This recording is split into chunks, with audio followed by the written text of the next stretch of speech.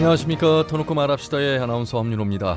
코로나19 장기 속에서 의료인들의 희생과 헌신에 대한 관심이 높은데요.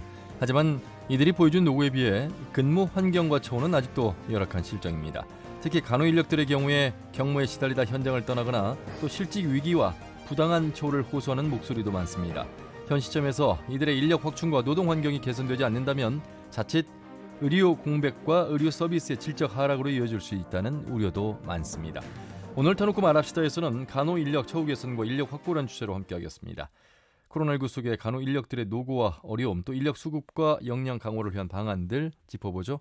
터놓고 말합시다는 사전 녹음 방송으로 진행하고 있습니다. 유튜브에서 터놓고 말합시다를 검색하시면 실시간 보기와 다시 보기도 가능합니다. 많은 의견과 제보도 해주시길 바라겠습니다. 자, 토론에 들어가기 앞서 도민들은 간호 인력들의 처우 문제에 대해 어떻게 생각하고 계신지 김세별 리포터의 도민 인서트로 함께 들어보시죠. 간호 인력 처우 개선과 인력 부족 문제는 언제나 거론되어 온 문제가 아닌가 싶어요. 코로나 때문에 더운 날씨에도 방호복 입고 일하시는 거 보면 감사하다는 마음이 들어요. 상황이 된다면 그 노력들에 대해서 충분히 보상을 받게 해줄 수 있는 그런 느낌이 들게 수당이나 휴가 등을 마련해 줬으면 좋겠습니다. 간호조무사도 병원의 의료 인력이지만 최근 실태조사에서 10명 중 8명이 부당 대우를 받았고 최저임금이라고 하는데 이들에 대한 대우와 존중이 뒤따라야 할 것 같고요. 요즘 코로나로 폐업하는 병원들이 많아지면서 간호사와 간호조무사도 실업자가 되는 경우가 많다고 하더라고요. 보호책 마련이나 방역 인력으로 연계를 해서 고용의 안정성과 인력 수급 문제를 해결할 수 있었으면 좋겠습니다. 코로나 상황에서 간호사들의 필요 누적으로 이직률이 정말 높다고 들었거든요. 간호 인력이 현장을 떠나지 않도록 해야 지역 의료도 흔들리지 않을 거라고 생각하고요. 이번 기회에 의료계와 정부 그리고 지자체가 함께 이 문제를 고민하고 대응책을 세웠으면 합니다. 간호사나 간호조무사들이 의료 현장에서 애를 쓰고 있는 건 알고 있는데 아직도 부족한 부분들이 많이 있다고 하니까 이제라도 관심을 가져야겠다는 생각이 들었어요. 의료인도 서비스 직종이라고 생각하는 분들이 많은 것 같아요. 저희는 진짜 현장에서 보호장구를 입고 들어가서 일하는 것 자체가 스트레스거든요. 근데 그거를 너무 당연시 생각하고 좀 이해해 주시고 배려해 주셨으면 감사하겠습니다. 네, 도민들이 생각하는 간호 인력의 처우 개선 문제에 대한 목소리를 들으셨습니다. 오늘 두 분과 함께하겠습니다. 먼저 전라도의회 최영심 의원 나오셨습니다. 어서 오십시오. 네, 반갑습니다. 최영심 도의원입니다. 네, 전북 간호조무사협회 최영란 회장 어서 오십시오. 네, 반갑습니다. 최영란 회장입니다. 예, 자 나와 계신 두 분과 먼저 간호조무사들의 이야기를 나누고요. 그리고 잠시 후에 전북 보건의료노조 박정원 본부장 그리고 전북의사협회 김재현 부회장을 연결해서 입장도 들어보도록 하겠습니다. 방송에 앞서 여러 의료 인력의 말씀을 골고루 듣고자 저희가 사전에 전북 간호사회에도 출연이나 전화 인터뷰 요청을 했습니다만 스케줄 사정상 참여할 수 없다고 답변이 왔습니다. 아쉬움이 남는 대목이고요. 하지만 다음에 또다시 이런 자리가 마련된다면 언제든 함께 이야기 나눌 수 있다는 말씀을 드리면서 토론을 시작하겠습니다. 먼저 최영란 회장님, 제가 페트롤 전북에서 화면카 간다 현장 취재를 가서 많은 조무사분들을 만났습니다. 네. 간호조무사님이라는 호칭을 쓰는 거는 당연한 거죠? 자연스러운 거죠?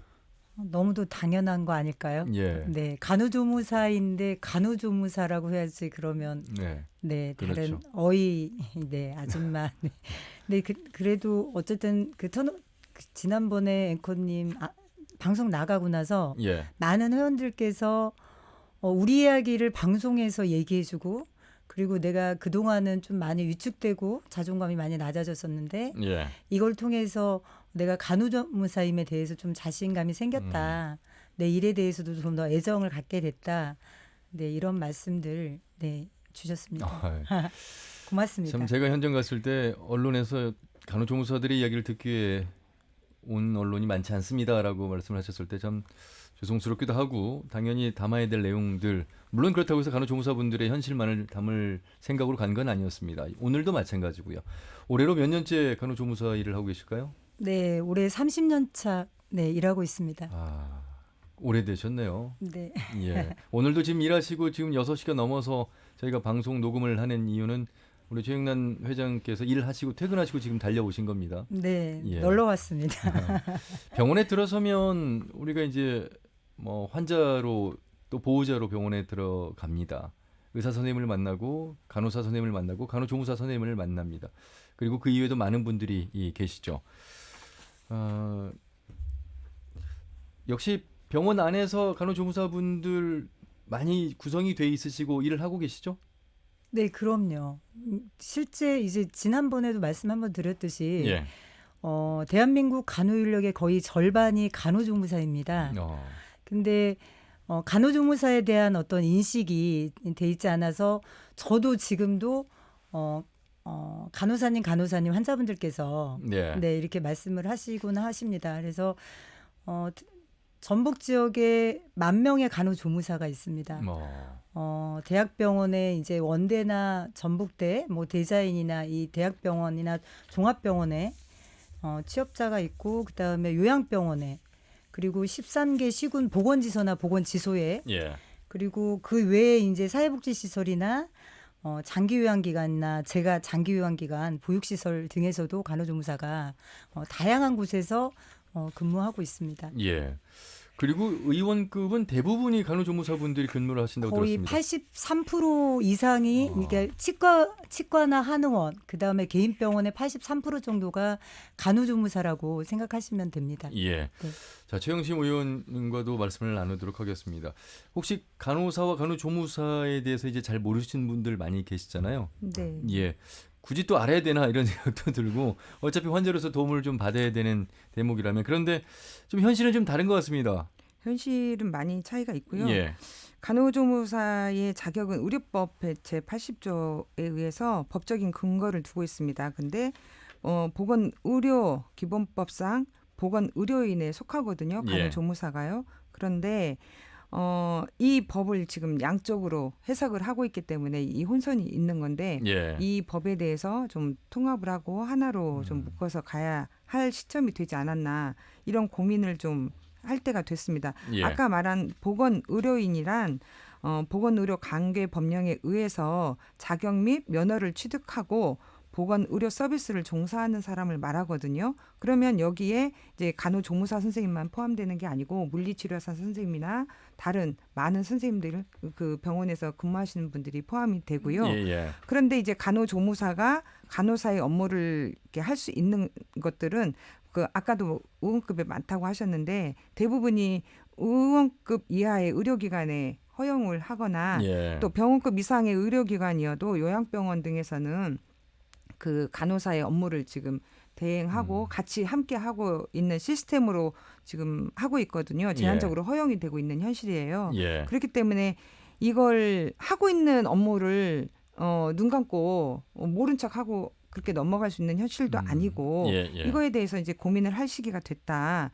간호사와 간호조무사의 역할에 대해서, 차별에 대해서 이제 고민할 시점이 되지 예. 않았나, 이렇게 생각을 합니다. 저희 프로그램 이름이 이제 터놓고 말합시다니까 한번 터놓고 이야기를 해보죠. 간호사와 간호조무사의 차이는 분명히 있습니다. 그렇죠? 그럼요. 예.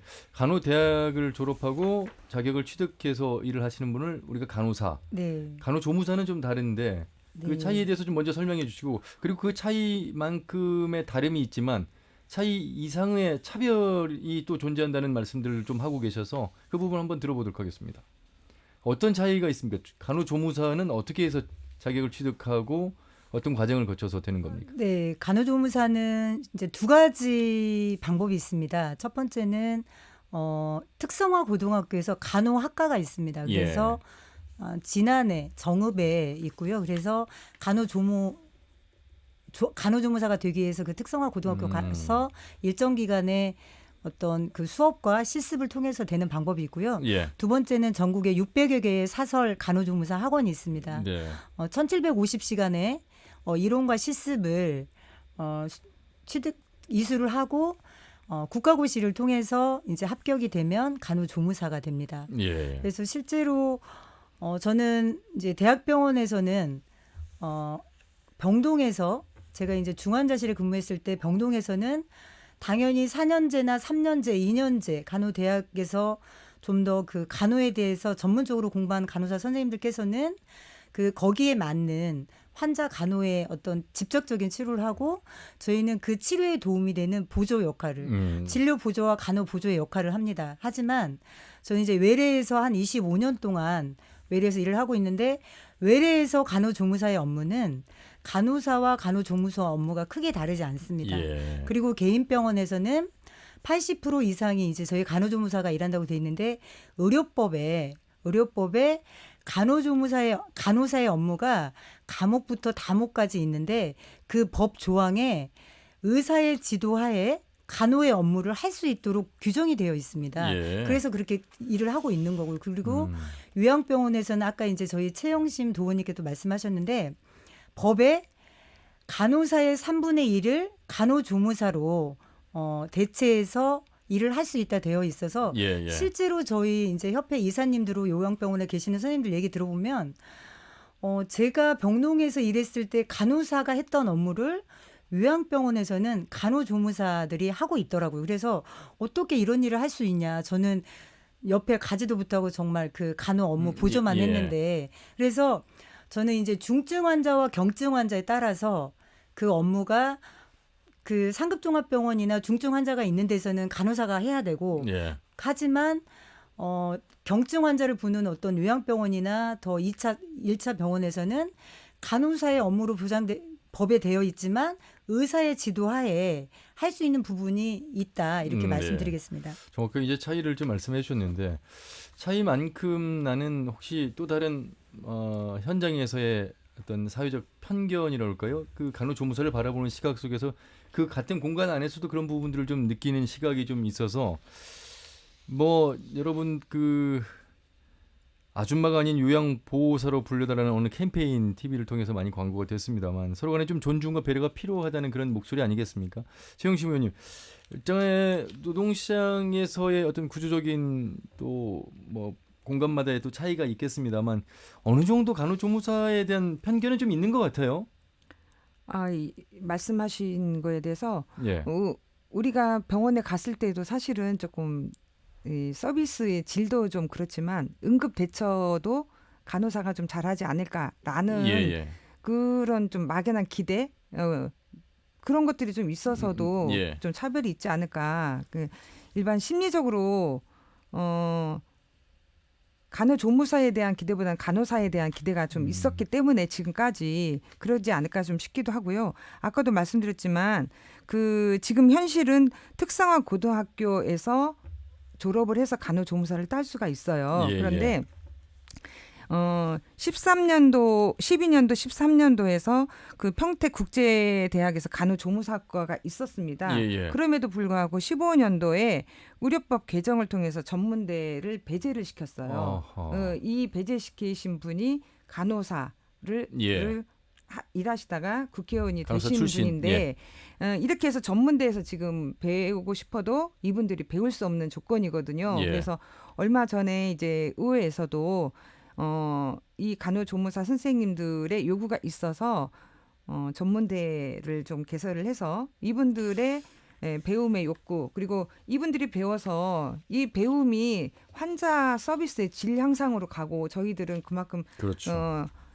케어를 받을 수 있는 거잖아요. 예. 그래서 그런 요구들을 하려고 건의문을 준비를 했었습니다. 그런데 중간에 동의를 받지 못해서 건의문 발의가 발의조차 되지 못하고 올라가지는 못해서 아니 요즘처럼 학령 네. 인구가 감소하고 대학 충원 채우기도 어려운 속에서 취업이 잘 되는 학과는 인기 학과잖아요. 그렇죠. 그렇다면 전문대에서 간호조무사들을 양성하는 학과는 상당히 인기가 있을 것 같고 굳이 반대할 이유가 왜냐하면 간호대학이 이미 버젓이 존재하고 있기 네네. 때문에 이건 뭐 다름의 차이가 인정받는 게 더 오히려 학생에게도 유리하고 도움이 되고 또 환자 입장에서도 좋은 거 아닐까 이런 생각이 드는데. 환자 입장으로는 굉장히 그게 필요한데 예. 환자 입장이 아니신 분들이 있고 이해적으로 조금 생각을 달리하시는 분들이 이 반대를 좀 하신 것 같고 아까도 말씀드렸지만 그 간호사 출신의 국회의원분이 이 법을 다시 전문대 양성하는 걸 배제를 했잖아요. 예, 그거하고 예. 똑같은 상황이 좀 의회에 있었습니다. 이거는 건의문이 발의조차 되지도 않았기 때문에 사실 외부에 알려지지 않은 사실이에요. 예. 건의문이 올라가서 찬성 반대를 이 건의문이 옳습니까라는 찬성 반대 의견을 물어야 되는데 그렇죠. 찬성 반대 의견조차 물을 수 없을 정도로 예. 발의가 되지 않았습니다. 그래서 사실 굉장히 마음이 아팠습니다. 솔직하게 좀 말씀해 보세요. 간호조무사들의 처우랄까 환경 어떠세요? 제가 지난번 취재 갔을 때 많은 분들이 휴가를 내고 오셔서 인터뷰에 임해 주시는 모습 보면서 제가 깜짝 놀랐거든요. 근데 하실 말씀들이 굉장히 많으셔서 물론 제가 그분들의 입장을 대변하는 것이 아니라 좀 어차피 환자 입장에서 본다면 의료 환경이 좋아지고 분위기가 좋아진다면 의료 서비스를 받는 입장에서도 도움이 되기 때문에 그런데 그 처우가 그렇지만은 또 않았던 모습 속에서 이직률이 좀 높다고 나왔어요. 이직률이 높을 뿐만 아니라 실제로 그 최저임금을 받지 못하는 간호조무사가 이제 60% 가량 된다라고 했잖아요. 예. 그리고 어쨌든 코로나로 인해서 경영이 악화되면서 실제적으로 이제 그 권고사적이나 무급휴직, 그다음에 연차조는 그러니까 최소한의 노동자로서 받을 수 있는 어떤 근로기준법도 적용을 받고 있지 못하고 저는 근데 물론 어떤 일한 만큼의 정당한 대우, 그다음에 최소한의 근로기준법에 보장되어 있는 의료법, 그다음에 수당이나 뭐 휴가 이런 것들도 중요하지만 어쩌면 일하는데 어떤 사기 진작 차원이나 의료 서비스 질 향상을 위해서는 내가 여기에서 일하면서 일한 만큼 어떻게 존중받고 예. 배려받고 그 소속된 하나의 직원으로서 어떤 사명감을 가질 수 있는 어떤 현장의 분위기, 서로 배려하고 존중하는 이런 분위기가 있을 때 의료의 서비스 질도 높아지고 또 애사심도 그만큼 많아질 수 있다 생각합니다. 예. 예를 들면 지난번에 저희 저기 하멘커가 간다 그때 오셨을 때 이제 저희 지역에 한 이제 공공병원에서 일하시는 간호조무사 선생님께서 같은 병동에 코로나 전담병원에서 일을 하다가 확진자만 간호조무사가 3명이 있었습니다. 예. 입원 치료도 하셨고 그리고 9분이 확진이 돼서 3번이나 격리가 되는 예, 네. 환자. 네. 치료까지는 아니지만 이런 상황인데 실질적으로 그 병동에 근무하면서 국가에서 그 전담병원에 일하는 어떤 간호직의 사기 진작을 위해서 여러 가지 수당이나 그렇죠. 어떤 이런 분들이 나왔을 때 간호조무사는 어쨌든 배제되는 좀 이런 부분들. 실제 일은 물론 간호사와 간호조무사 업무가 똑같을 수는 없습니다. 하지만 직접적으로 어쩌면 환자 식사 예를 들면 간호라든지 아니면은 혈압을 잰다든지 체온을 재는 실제적으로 환자 예, 예. 가장 곁에 가서 이런 업무를 하는 건 간호조무사입니다. 그리고 이제 그 병원 같은 경우는 치매 환자들이 와서 어떤 인지 능력이 이제 저하되다 보니까 마구잡이로 방호복을 찍기도 하고 실제적으로 이제 맞기도 하고 이런 속에서 정말 보건의료 인력으로서 간호조무사로서 어떤 책임을 가지고 일하는데 실제 병원 안에서 어떤 저는 앵커님도 그런 말씀하시는데 차이는 있을 수 있다고 생각합니다. 근데 이런 부당한 차별이 네. 있어서는 안 된다고 생각합니다. 일단 뭐 간호조무사의 경우 전체 3분의 2가량이 최저임금 가까운 급여 받고 그렇죠. 있는데 2019년도 기준을 좀 살펴보니까 임금 총액 그러니까 세전 조사한 결과 간호조무사는 전체 응답자 67.6%가 2,200만 원 미만이었다. 네. 법정 최저임금이 한 200만 원 정도, 2천만 원 그러니까 네. 연봉으로 찾았을 때 네. 거의 뭐 최저임금 수준 최저임금 수준이고요. 또 이제 저희가 오늘 이 자리도 그렇지만 5월 25일 토론회 이후에 어쨌든 이제 현장으로 찾아온 페트롤전북에도 그렇게 보도가 되고 그리고 나서 전주지청장님이 직접 오셔서 이제 그런 근로조건 저하를 예. 최저임금 관련해서 직접 저희 목소리도 듣고 가셨고 아하. 또 보건의료노조 전북본부 본부장님이랑 어제 그제는 또 이제 간담회도 가졌습니다. 그래서 예. 이런 부분들을 어떻게 개선할지에 대한 논의도 있었고요. 예. 그 자리에 이제 그 전북 지역에서 전주에서 2번째, 3번째 병원에 이제 거의 종합병원급 규모인데 저희 이사님 한 분이 저도 그렇게 반하지 몰랐는데 10년째 근무하고 있고 3교대 근무를 하는데 월 본인이 수령하는 금액이 2,200 정도 된대요.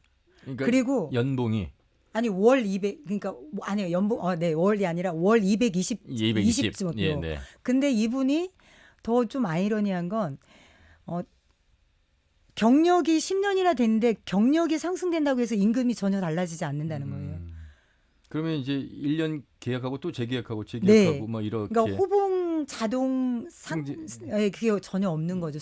예. 승진은 바라지도 않지만 어. 예를 들면 이제 저희는 노동조합이 있으니까 호봉 1호봉씩 예. 자동 호봉이 된다든지 뭐 자동 승진제가 있는데 대학병원급은 예, 예, 그렇죠. 그러니까 대학병원급이라고 제가 봤을 때 다 그렇진 않을 거예요. 노동조합이 네, 있는 네. 데는 그런 것 같아요. 예. 저도 30년 됐지만 저희는 뭐 직급이 상승된다거나 승진이 된다거나 이런 거 없습니다. 35년을 근무해도 말년 직원 그냥 간호조무사. 예, 평직원. 그러니까. 평직원. 예, 네. 예. 그렇죠. 자, 대한간호조무사협회 중앙회가 2016년부터 전국 실태조사를 진행했는데 전북 지역 조사는 이번이 처음이라고 합니다. 최영심 의원, 이 실태조사 발표 자리에 함께 하셨습니까? 예, 가서 듣기는 했습니다. 예. 예, 듣고 와서 제가 아직은 네, 그때 그 자리에서 아까 말씀하신 대로 그 이제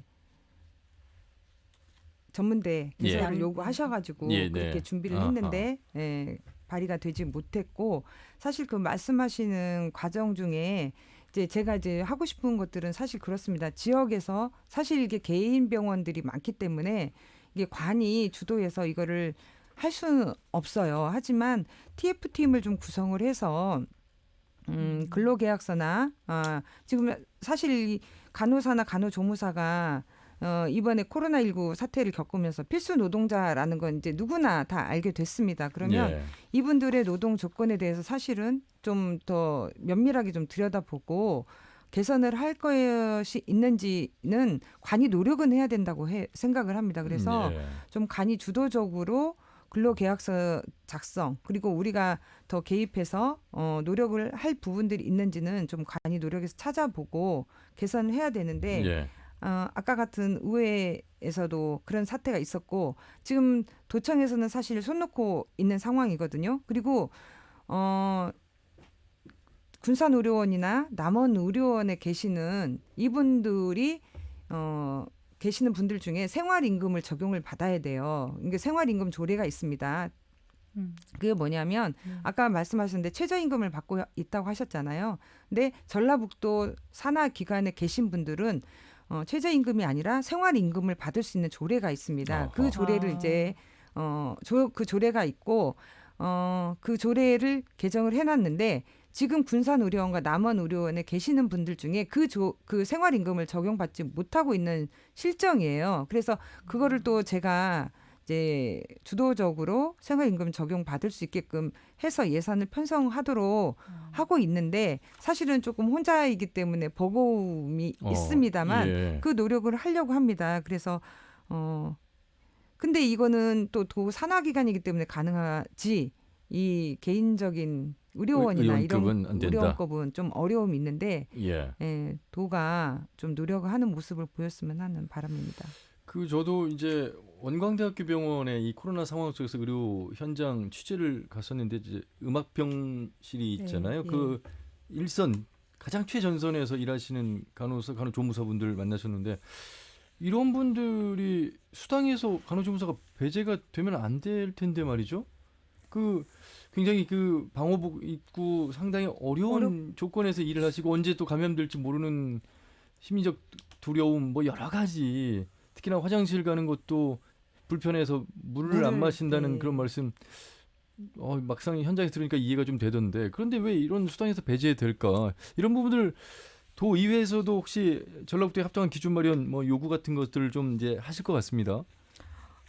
처음에 이제 얼마 전에 정부에서 좀 지급을 하기는 했거든요. 근데 예. 정부에서 지급하기 전에 간호사 아까 말씀하신 그 보건노조에서도 오셔가지고 수차례 요구를 했습니다. 전라북도에. 예, 그런데 지급하지 않다가 이제 정부에서 이제 내려오는 수당으로 지급한 걸로 알고 있고요. 예.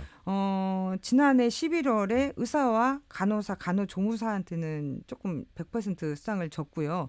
방사선사 또 임산병리사에게는 70%또 직접 방역을 담당하신 분들한테는 50% 방역 수당을 준 걸로 알고 있습니다. 그래서 근데 이제 이 부분에 대해서 저희 의회에서 좀 문제 제기를 했는데 그러니까 의료인 간의 차별을 국가가 좀 인정을 한 거 아니냐 이렇게 예. 수당을 차별적으로 지급한 거 그 자체가 예. 그래서 전라북도도 이 기준에 대해서 모호성을 좀 개선을 하려는 노력을 했었어야 되는데 정부 지침대로 그냥 지급을 한 것이 좀 잘못됐다라는 예. 문제 제기를 했었고요. 또 하나의 문제는 코로나 때문에 사실 이 의료 인력도 노력을 많이 했습니다만 비정규직 또 다른 비정규직 예, 그리고 예. 행정직 직원들이 있는데 이분들의 수당 지급은 또 빠졌었거든요. 그러니까 또 다른 차별을 또 만들어낸 거다. 수당 지급을 하면서 이런 문제 제기를 또 했었고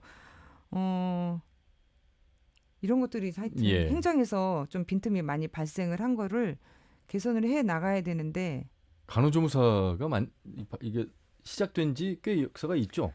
1967년에 보건복지부에서 사실은 보건복지부 장관 면허로 탄생이 됐습니다. 그러니까 국가에서 모자보건이나 예방활동 지역에서 이런 사업이 이제 그리고 여러분 국제시장 영화에서 보시면 광부와 간호사가 이제 외국으로 파견이 돼서 회화 머리를 나갔는데 그때 예. 간호 인력의 절반이 간호조무사였습니다. 4,051명이 10,000명 중에.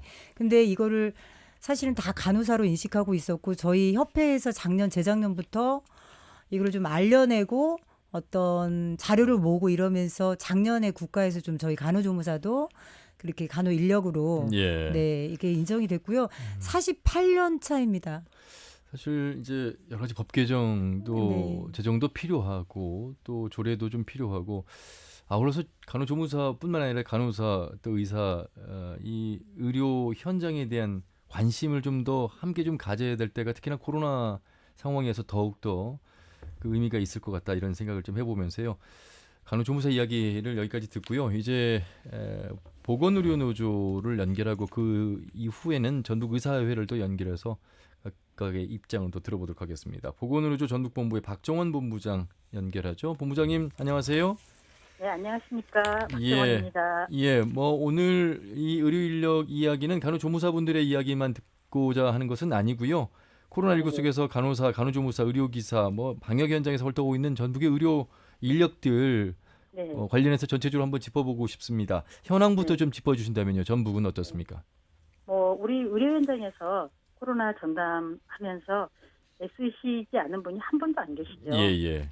우리 일단 간호사들을 보면은 환자 간호뿐만이 아니라 식사 보조, 그리고 병실 위생 관리, 물품 관리, 그리고 택배 이송까지 거기다가 매번 착용하는 방호복은 우리가 보기만 해도 숨통을 조여오죠. 예. 코로나19 전담병원 근무를 하면서 이직을 하신 분도 꽤 계시고요. 또 감염이 되어서 입원하신 분, 또 예. 자가격리까지 다양합니다. 전담병원 인력들이 언제까지 버틸 수 있을지 사실 걱정입니다. 예. 사실 이제 대유행이 심각할 때는 정부가 티어 병상 확보다 또 인력 확보 정책을 제시하지만 유행 시기가 한풀 꺾이면 문제를 덮고 가기가 일쑤여서 예. 많이 아쉽고요. 코로나19 이전과 이후 현장이 분명히 달라져야 함에도 불구하고 변한 게 없어서 많이 안타깝습니다. 예. 네. 코로나로 인해서 의료의 현장이 더욱더 어렵다는 거는 다 알고 있습니다. 하지만 네네. 이분들의 말씀을 들어보면 육체적 어려움도 어려움입니다만 정신적인 어려움, 아울러서 또 그 노동에 맞는 그 대가랄까? 수당 지급, 또 네네. 휴가를 통한 휴식 이런 부분들에 대해서도 상황은 잘 되고 있는 것인지 지금 대부분의 60% 이상이 최저임금 받고 있는 간호조무사의 이야기도 그렇습니다만. 네, 그렇죠. 이제 여름휴가 같은 경우는 작년에도 저희가 전혀 쓸 수가 없었고요. 예.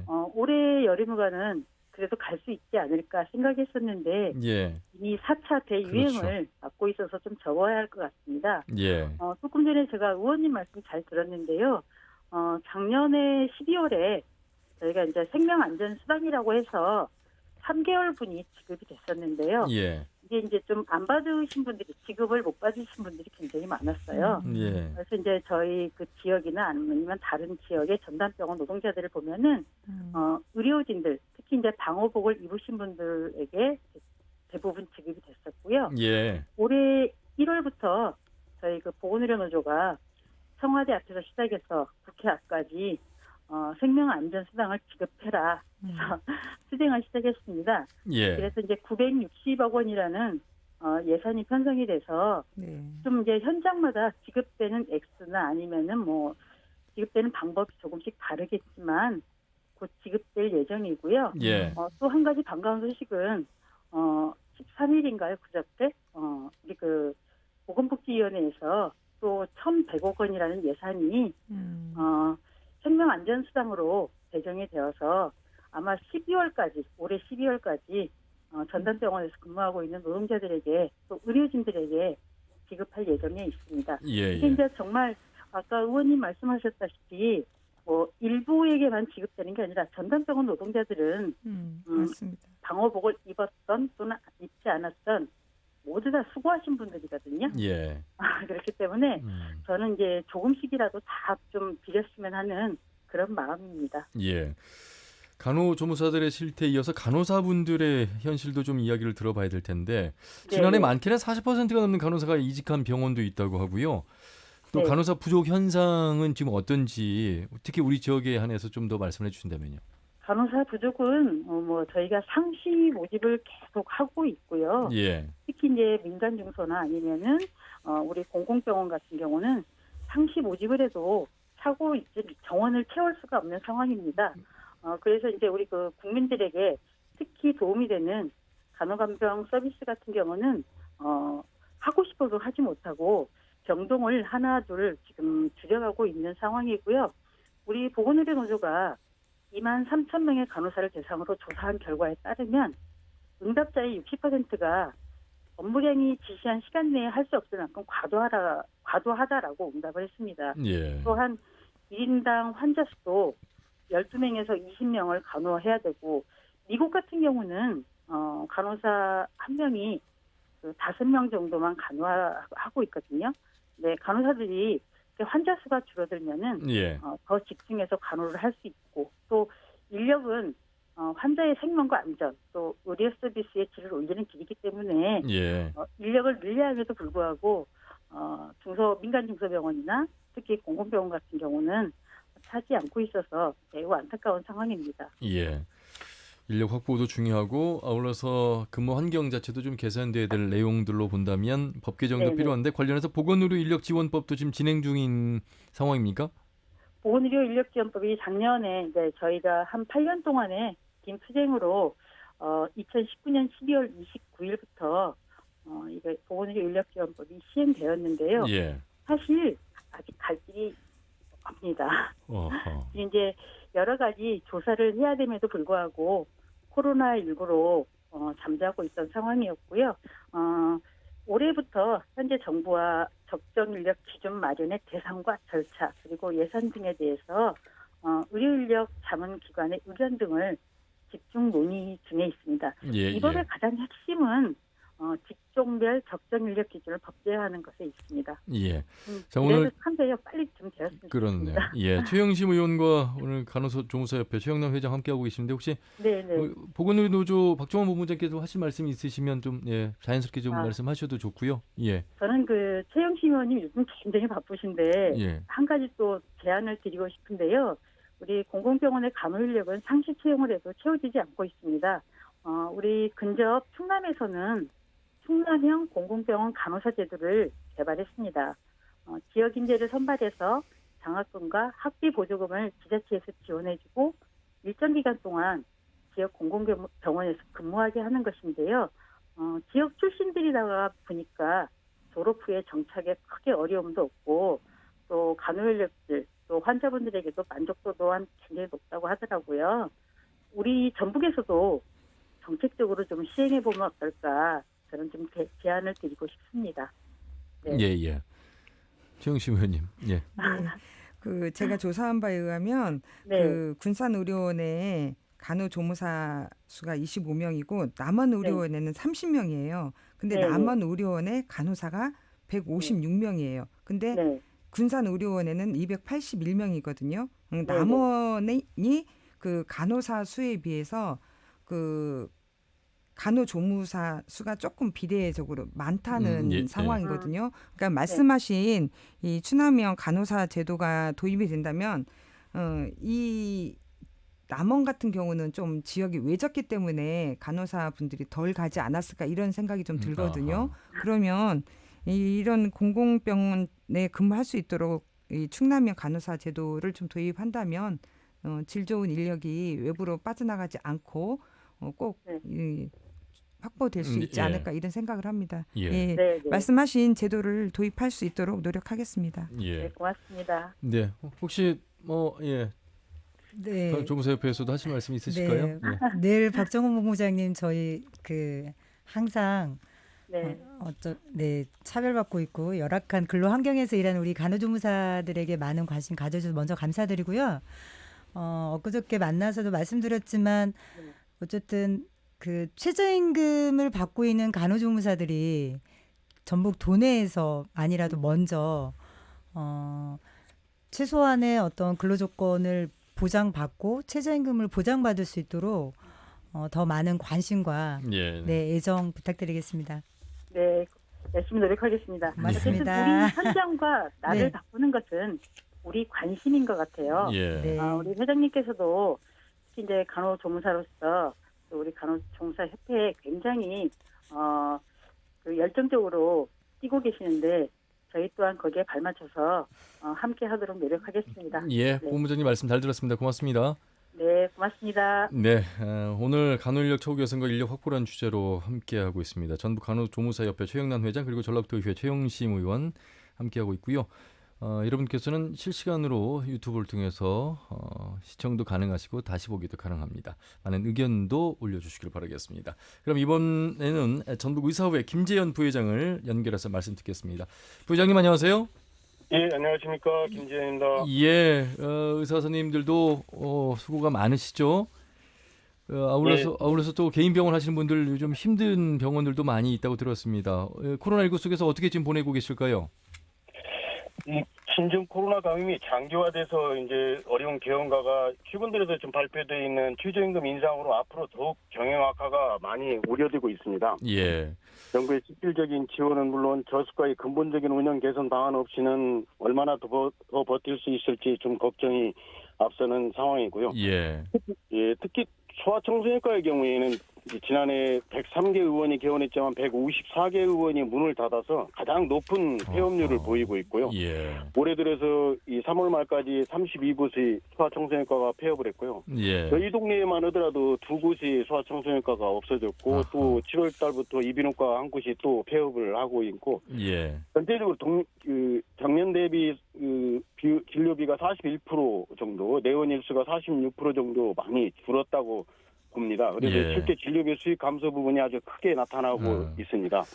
병원도 힘들다라는 말씀이시고 아울러서 이제 힘든 만큼 또 간호사와 간호조무사들의 인력 부족 상황, 처우 개선 문제도 어느 정도 잘 알고 계실 거라고 보고 있습니다. 예. 최저임금이 되지 않는 어떤 의원급에서 일하시는 간호조무사분들 이런 부분에 대해서는 공감을 좀 하고는 계십니까? 그런데 최저임금 제도가 이제 도입되면서 오히려 그 전보다 그 간호사들이나 간호조무사들이나 실제 근로 여건들은 예. 많이 올라와 있습니다. 예전에 비해서는 상당한 수준으로 많은 그 진료비 실제 지급이 많이 증가돼 있다고 볼 수 있죠. 근데 실제적으로 그 증가돼 있는 만큼 예를 들어 진료 수입이 계속 증가됐으면 좋은데 수가가 3% 오를 때 그전에 최저임금이 7.5% 이상 계속 매년마다 상승을 했고 최저임금 인상률로 이번만 하더라도 5%지만 실제 의사들이 개원한 의사들 입장에서는 문재인 정부 들어서 5년 동안에 계속 오른 것이 예. 최저임금 상승률이 40% 정도로 엄청나게 오른 상태입니다. 예. 누적된 부분을 말씀하시자면 이제 그래서 내년에 이제 9,160원 최종 결정이 예. 남아 있습니다만 의사분들 입장에서는 이제 병원 차원에서 수가 체계 개편에 대해서 목소리를 좀 많이 내고 싶으시죠? 이 수가 체계 개편 이제 그 부분도 이제 한 관심은 있겠지만 예. 실제적으로 현재 이번에 지금 이 방송에 참여하신 분이 이제 간호조무사협회 회장님으로 제가 알고 있거든요. 예, 맞습니다. 예. 근데 이제 이 간호조무사협회 부분을 이해를 하시려면 예. 이 법률적인 문제로 이제 우리가 보건의료 인력 가산에 대한 문제가 있습니다. 예. 보건의료 인력 가산에서 간호 등급제 문제는 있는데 간호 등급제 가산에서 간호조무사가 전혀 반영이 안 되고 있어요. 예. 간호조무사가 반영이 안 된 상황이라면 이제 그 부분이 간호조무사를 고용으로 할 필요가 없게 느껴지는 거죠. 아하. 그래서 실제적으로 이 간호조무사가 우리나라의 장롱면허가 현재 간호조무사가 한 배출된 인력이 70만 명 정도 되고 있고요. 예. 현재 근무하고 있는 간호조무사는 불과 20만 명 정도밖에 되지 않고 있습니다. 실제 예, 예. 50만 명이 이제 근무를 하고 있지 않은 상황이라고 볼 수 있죠. 제가 이 부분에 대해서는 잘 모르니까요. 최영란 그 회장을 통해서 좀 말씀을 들을 기회를 좀 한번 드리겠습니다. 예, 인사 나누시죠. 네, 부회장님 반갑습니다. 최영란입니다. 예. 아이고 지난번에 뵙고 또 오랜만입니다. 네. 예, 예. 그 방금 저기 예. 부회장님께서 말씀해주신 간호등급제 관련해서 저희도 지금 99년도에 간호등급제가 생기면서 부회장님께서 말씀해주신 대로 전북대병원도 17년 동안 간호조무사를 단 한 명도 뽑지 않았습니다. 추가에 반영이 되지 않았기 때문에. 근데 99년 간호등급제 법이 개선될 때, 법이 통과될 때 저희가 간호조무사도 그 간호등급제 수가에 포함되는 계속 요구를 했고, 지금도 병원급에서 간호조무사가 법정 인력으로 간호등급제 수가화 될 수 있도록 법정 인력으로 정원에 포함되는 걸 지금 계속 요구하고 있지만 저희 간호조무사 협회의 힘만으로는 좀 역부족인 것 같습니다. 그래서 방금 부회장님께서 말씀해 주셨듯이 의사협회랑 저희랑 서로 협력해서 간호조무사들이 병원급에서 좀 일할 수 있도록, 아까 이제 박정원 본부장님도 말씀해 주셨고, 저희 지역만 하더라도 간호사를 채용하고 싶지만 전북대병원을 제외한 어느 곳도 사실 늘 상시적으로 간호사가 부족한 현상입니다. 그리고 저희 병원의 경우도, 그다음에 그 원대병원도 예수병원도 간호등급제가 생기면서 병동에 있던 간호조무사들이 다 내몰렸습니다. 그리고 거기에 실제로 간호사를 채웠는데 간호사를 많이 채용해야 병원에서 수가를 많이 받으니까 간호사를 뺀 자리에 간호사를 채용했는데 결국에는 그 자리에 다 무자격자들이 간호조무사 업무를 대행하고 있습니다. 저는 이거는 정말 반드시 환자를 위해서도 간호사를 위해서도 우리의 서비스 질 개선을 위해서도 바뀌어야 될 부분이라고 생각합니다. 예. 네, 좋은 의견 감사합니다, 부회장님. 요즘 이제 최근 들어서 그 문제도 있고만 현재 간호등급제 문제에서 병실 기준하고 환자 수 기준으로 지금 변경이 돼 있습니다. 네. 그 후에 이제 간호등급제 변동 사항이 있어서 그만큼 병원의 이득이 취한 만큼 부분을 간호사들이나 간호 인력에 대해서 그 혜택을 주도록 해 있는데 그 부분이 제대로 시행되고 있는지 최근 들어서 이제 정부에서 확인을 하고 있고요. 예. 근데 그 문제점들이 많이 고쳐진다면 훨씬 더 지금 현재 간호조무사들에 대한 고용 기회들이 많이 증가될 것이라고 보고 있고요. 현재 상황으로 보면 상급병원에 아까 지금 의장님께서 말씀하신 것처럼 상급병원에 간호사 근무 숫자만 하더라도 간호조무사 수가 그 많은 상급병원에 3,353명밖에는 근무하고 있지 않고 있고요. 네, 병원에는 맞습니다. 23,000명밖에 근무하지 않고 종합병원에는 14,000명밖에 근무하지 않고 있습니다. 대부분의 간호조무사들이 87,400명이라는 그 인력 자원들이 전부 다 의원급에 종사하고 있거든요. 이런 문제가 해결된다면 훨씬 더 나은 그 근무 환경이 개선되리라고 생각합니다. 예. 네. 그 의사가 있고 간호사가 있고 간호조무사가 있고 또 뭐 여러 의료 기사가 있고 보건의료 직종이 그 함께 일을 하는 협업의 그 시스템일 텐데 그런 협업 속에서의 차이는 있겠습니다만 이 차별에 대한 이야기들이 조금씩 불거지면서 어떤 개선의 목소리도 좀 나오고 있는데 의사협회 차원에서도 함께 좀 동참하시고 노력하시는 모습을 확인할 수 있습니다만 여기 관련해서 한 말씀 해주신다면요. 이 환자 진료는 수많은 그 보건의료 직종들이 병원에는 많이 있습니다. 예. 의사, 뭐 간호사, 뭐 물리치료사, 뭐 여러 가지 직종들이 다양한 형태가 근무하고 있고 또 그 관계 속에서 수평적인 관계가 수직적인 팀워크로 전체적으로 요구되는 그런 상황이기 때문에 요즘 들어서 뭐 간호사법 단독 제정이라는 문제가 나오면서 간호사법하고 조무사들과의 그 관계 또 우리 네. 의사협회에서의 반대음 분위기가 상당히 증가되고 있는 알력이 많이 발생되고 있습니다. 예, 그렇군요. 뭐 김재현 부회장님 말씀을 통해서도 확인이 좀 되는 부분인데 혹시 김재현 부회장님께 좀 뭐 추가 질문이라든지 하실 말씀이 있으시면 하셔도 좋고 역으로 또 부회장께서 하셔도 좋고요. 질문이 네, 예 말씀하시죠. 아니, 예. 부회장님 어쨌든 코로나19로 여러 가지 어려운 병원들이 어려운 여건이고 저희 회원들을 통해서도 알고 있습니다. 그리고 먼저 저는 아까 상급종합병원이나 종합병원에 99년 간호등급제 이후에 간호조무사의 어떤 양질의 일자리가 많이 없어진 그 부분에 대해서 방금 제안해 주셨던 것처럼 저희 협회랑 손잡고 이 예, 법안이 네. 통과될 수 있도록 협력해 주십사 부탁을 드리고요. 또 한 가지는 어렵고 힘드시겠지만 저희 간호조무사가 간호조무사 자격증을 유지하기 위해서는 1년에 8시간 법적 보수교육을 이수해야만 합니다. 근데 저희가 설문조사를 했을 때 이제 저희 같은 큰 병원에서는 하루 그 교육에 대한 공과도 있고 교육비 지원이 되고 있는데 네. 개인 병원은 거의 이제 그 경영이 어렵다 보니까 이제 지급이 되는 병원도 있고 그렇지 않은 병원도 있는데 의사협회 차원에서 저희 부회장님이 좀 나서주셔서 예. 법정 보수교육 시간만이라도 좀 공과로 받고 보수교육비도 그렇게 큰 돈은 아닙니다. 그래서 보수교육비가 지급될 수 있도록 다방면으로 네, 관심 가져주시면 예. 감사하겠습니다.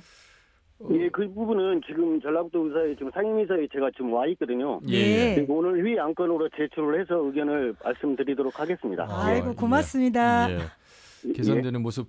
아울러서 부회장님 전화 연결이 됐기 때문에 지금 예, 뭐 예. 공공의료원 확충 관련해서 의사회 측 입장을 다시 한번 좀 확인을 하고 싶습니다. 공공의료는 그전에도 제가 이제 여러 번 토론에서도 많이 말씀을 예. 드렸지만 이 정부가 공공의료에 대한 것은 그 언론으로 인한 코스프레만 하고 있고 실제적인 것은 하고 있지 않다는 것은 다 알고 계시지 않습니까요? 이 공공의료에 대한 지원은 것은 여러 가지로 공공병원을 많이 지은다고 여러 가지 말은 했지만 실제적으로 지원을 하지 않고 있고 또 국가 지원금조차도 그동안에 그 25조 원이라는 돈의 국가 지원금도 지금도 지원을 하지 않으면서 어떻게 공공의료를 한다고 있는지 이 앞뒤가 맞지 않는 그 발언을 하고는 정부를 신뢰할 수 없는 상태에서 공공의료에 대한 부분을 하고 있는 것이 참 답답하고요. 또 공공의료를 많이 확충을 하면 저희 의사들도 고용 기회가 증가되니까 당연히 좋죠. 예. 그렇지만 현재 하고 있는 걸 보십시오. 백신 접종 오는데 코로나 지출 사건으로 지출에 대한 그 비용을 전부 다 국가 지원으로 하지 않고 건강보험에서 70%를 사용하고 있어요. 또 그 나머지 그 30%조차도 제대로 그 하고 있지 않는 이런 것이고 현재 문케 이후에 재정 지출이 급격히 증가되어 있고 앞으로도 현재 지원되고 하기로 한 960억 지원지금 등에서도 국고지원금은 전혀 지금 예상하지 않고 있거든요. 이 정도 상황으로 본다면 공공의료 병원을 지원한다는 정부의 말을 우리가 신뢰할 수가 없는 것이죠. 예. 알겠습니다. 아마 바쁜 시간이실 텐데 이렇게 인터뷰 응해주셔서 고맙습니다. 아울러서 간호조무사협회하고 말씀 나눈 내용을 오늘 또 이사회에서 함께 또 말씀 제안하신다고 그래서 또 기대도 해보겠습니다.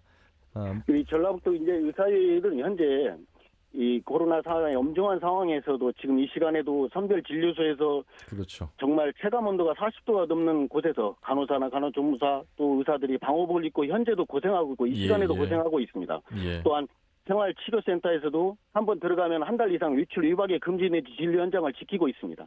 그다음에 예방접종을 위해서도 수많은 의료진들이 코로나와 싸우고 지금 이 순간에도 노력하고 있습니다. 도민 여러분, 힘들지만 여러분의 건강을 지키기 위해서 저희 의사들은 그리고 의료진은 최일선에서 국민 여러분과 함께 할 것을 약속드립니다. 감사합니다. 예, 부회장님 말씀 잘 들었습니다. 고맙습니다. 예. 네, 전북의사회 김재현 부회장과 말씀 나눠봤습니다. 어찌 보면 말이죠. 오늘 부회장님과 인터뷰하면서 느낀 점은 역시 우리가 소통이라는 게 어려운 게 아닌데 더욱더 좀 얼굴을 보고 대화를 하고 서로의 차이가 무엇인지 요구가 무엇인지 조금씩 양보할 수 있는 건 무엇인지 이런 이야기의 기회가 대화의 장이 좀 더 많이 마련됐으면 하는 바람 그리고 아울러서 언론에서 그런 역할들을 좀 더 적극적으로 해야 되겠다는 생각이 들었습니다. 최영심 의원님 물론 이제 의료의 민간 영역이 있고 또 공공의 영역이 있습니다만 그래도 도의회 차원에서 좀 더 목소리를 좀 담아서 조례로 만들 부분도 분명히 있지 않겠습니까? 예, 아까 말씀드린 그 보건 의료인에 대한 그렇죠. 그 명시적인 그 법안은 있지만 보건 의료인을 이래 한다라는 조례는 지역이 없거든요. 네네. 그래서 그 조례를 지금 준비하고 있고요. 9월 정도에 발의해서 통과시킬 준비를 하고 있습니다. 예. 그리고 아까 이제 조금 덧붙여서 이거는 이제 법안에 대한 얘기이긴 하지만 보건 의료 기본법이 간호사나 간호조무사, 요양보호사에 대한 자격과 업무를 규정하고 있어요. 예. 그런데 그 세밀하게 그 내용을 들여다보면 간호사 분들에 대한 입장을 대변하는 법으로 구성이 많이 되어 있거든요. 예. 그래서 이제는 이 법이 좀 세밀하게 간호조무사나 요양보호사 분들의 입장을 담은 걸로 좀 개정을 해야 될 필요성이 있지 않느냐라고 저는 생각을 하고 그런 부분으로 이제 최영란 회장님도 노력을 하고 계시지만 아까 이제 소통을 다 이제 보건의료노조에서도 또 의사협회에서도 예. 소통을 했듯이 이런 노력들을 사실은 개별적으로 이렇게 소통을 하면 반대를 하지 않습니다. 하지만 집단으로 이걸 또 법 개정을 위해서 노력을 하겠다라고 누군가가 노력의 모습을 보이면 또 단체가 반대하는 예. 또 입장이 또 있거든요. 예. 그런 모습들이 어느 시점에 가서 좀 통합되고 개선의 의지들이 모아졌으면 좋겠습니다. 그런 것들이 국민의 생명과 건강에 다 바로 직결되는 법안이기 때문에 예, 알겠습니다. 자, 오늘 터놓고 말합시다. 이 주제는 간호인력 처우 개선과 인력 확보, 특히나 코로나 속에서 더 어려움에 처한 이 현실을 이야기 나누는 자리에 전북 간호사회에서 오늘 출연을 하지 못해서 또 전화 연결을 하지 못한 상황에서 좀 아쉬움이 남습니다. 스케줄 사정상 참여할 수 없다고 전해와서 혹시라도 다음에 이런 함께 이야기 나눌 수 있는 자리가 또 마련을 하면 그때는 언제든지 좀 참여를 할 수 있다는 말씀 드리고 참여를 또 기다리고 있다는 말씀도 드리면서 마무리는 간호조무사협회 최영란 회장께서 좀 해주시죠. 예, 1분 정도 말씀하시면 되겠습니다. 네, 고맙습니다. 먼저 이러한 자리가 마련돼서 간호조무사의 이야기를 할 수 있는 기회를 주신 것에 대해서 다시 한번 감사드립니다. 그리고 여러분 7월 28일은 간호조무사 생일입니다. 어쨌든 대한민국 간호인력의 한 축을 담당하고 있는 간호조무사 생일을 맞이해서 전국 81만 간호조무사, 전북의 1만 간호조무사의 생일을 회원님들의 생일을 축하드리면서 건강과 행복을 기원드리겠습니다. 저희 전라북도 간호조무사에서는 창립 48주년을 기념하기 위해서 보건의료인, 간호조무사 오행시 대회를 준비하고 있습니다. 또한 도민들과 함께하는 협회로 나가기 위해서 전북 14개 시군 내 저소득층, 소외계층, 저임금 노동자들과 보양음식 나눔 활동을 다가오는 8월 4일 말복 전에 계획하고 있습니다. 청취자 여러분, 간호조무사는 보건복지부 장관 자격으로 지난 수년 동안 의료 현장 일선에서 보건의료인으로 소명과 사명감으로 일해오고 있습니다. 우리 병원은 다양한 보건의료인 직군이 협력하여 환자의 생명과 건강을 유지하는 데 최선을 다하고 있습니다. 우리 간호조무사도 그 일원으로서 주어진 업무에 묵묵히 최선을 다하고 있다는 것을 네, 전국 81만 간호조무사를 대표하여 말씀드리겠습니다. 감사합니다. 알겠습니다. 자, 숙제는 많이 남아 있습니다. 함께 머리를 맞대는 그 이야기를 기대하면서 오늘 여기서 마무리하겠습니다. 두 분 말씀 잘 들었습니다. 고맙습니다. 네, 전라북도 의회 최영심 의원 그리고 전북 간호조무사협회 최영란 회장과 함께했습니다. 터놓고 말합시다는 다음 주 일요일 오후 5시 5분에 인사드리죠. 함윤혜였습니다. 고맙습니다.